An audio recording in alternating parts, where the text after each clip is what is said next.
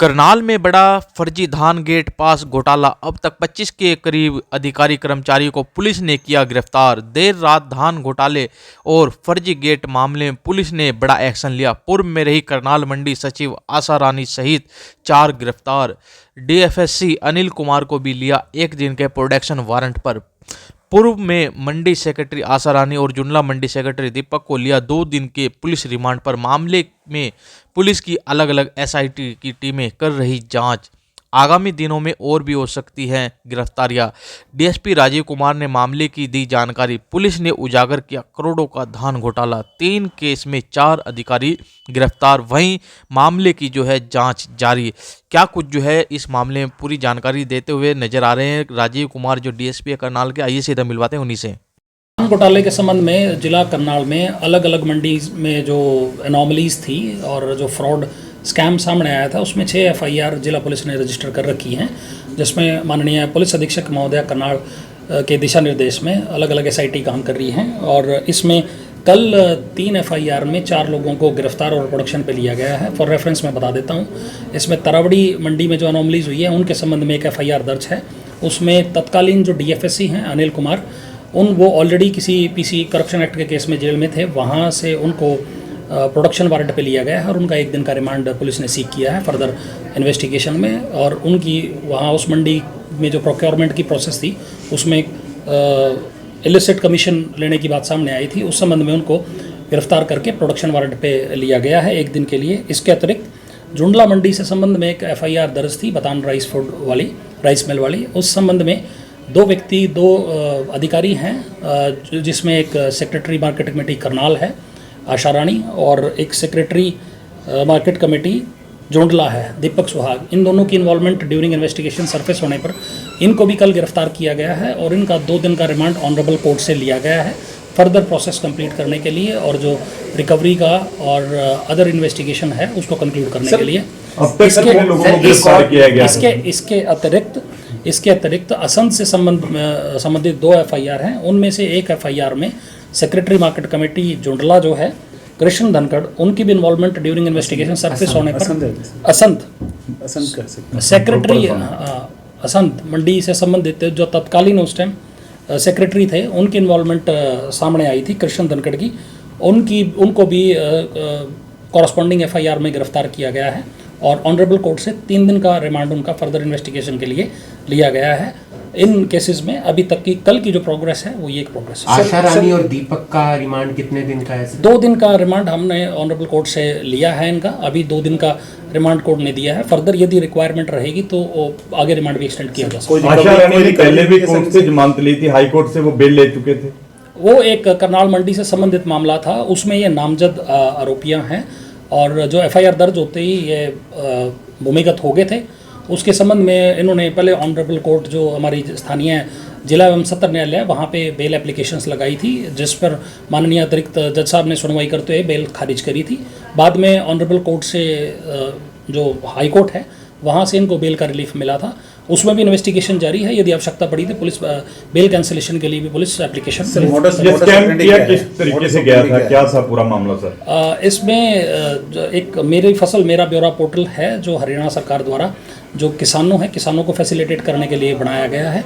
Generally जो MSP scheme है उसका बेनिफिट लेने के लिए किसान को मेरी फसल मेरा ब्यौरा पोर्टल पे रजिस्टर करना होता है, परंतु आड़ती और राइस मिलर्स ने मिलीभगत करके यदि किसी किसान के पास उसकी कृषि योग्य भूमि है या नहीं है, दोनों ही तरह का इसमें कर रखा है। जैसे किसी के पास 5 एकड़ है, उसकी 25 एकड़ दिखा रखी है।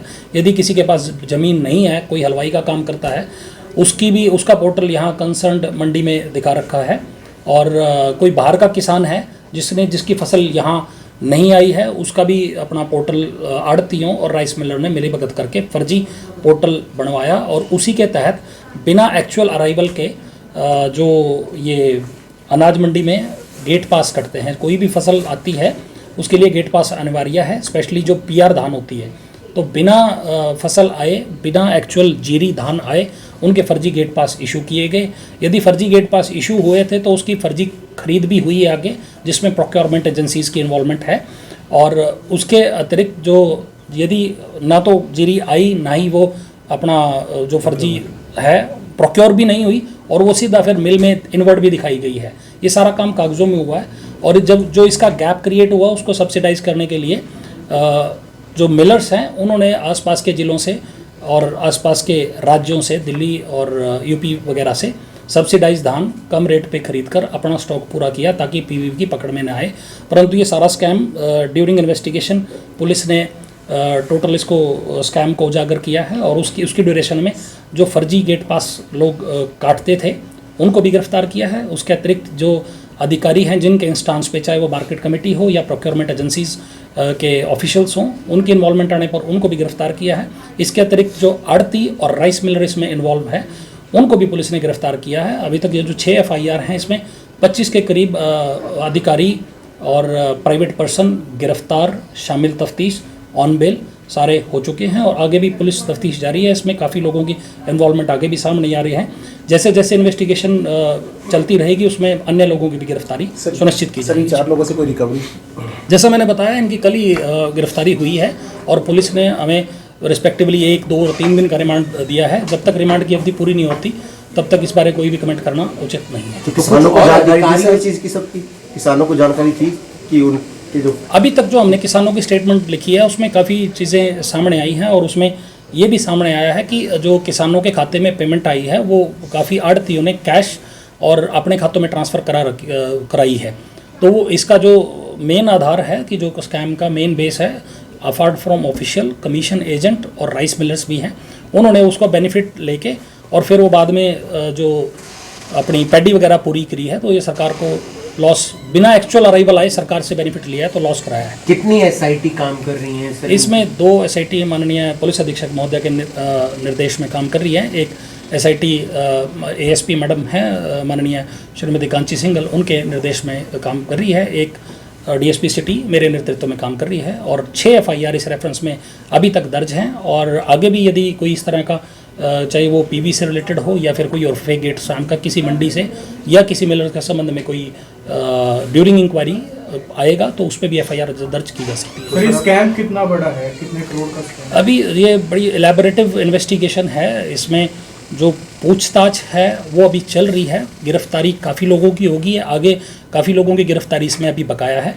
जब ये इन्वेस्टिगेशन कंक्लूड हो जाएगी तो उसके बाद ही इस पर कमेंट करना उचित है। और दूसरी ये भी है कि कुछ एक लोग हैं जो अभी लगातार रेड और अरेस्ट के चलते भूमिगत भी हो रही है, उनसे पूछताछ करने के बाद ये कंक्लूसिव फिगर दिया जा सकता है। हाँ, इतना ज़रूर कहेंगे कि इसमें इन्वेस्टिगेशन में जो प्रोसेस है नियमों का ना तो पालन किया गया बल्कि सरकार को फ्रॉड, फॉर्जरी और जो मतलब काफ़ी नुकसान पहुंचाने की नीयत से काम किया गया है। और इसमें जो रेलिवेंट सेक्शंस है वो fraud, forgery, IT act, PC act और जो गंभीर अपराध हैं उससे संबंधित FIR दर्ज। कुछ जो इंस्पेक्टर थे उन्होंने बेल ले रखी है अलग अलग एजेंसियों के, उन पे भी कार्रवाई होगी जो अलग से उनको जो अपना बेल का राइट है वो एक्यूज्ड अपना राइट एक्सरसाइज करता है ड्यूरिंग इन्वेस्टिगेशन।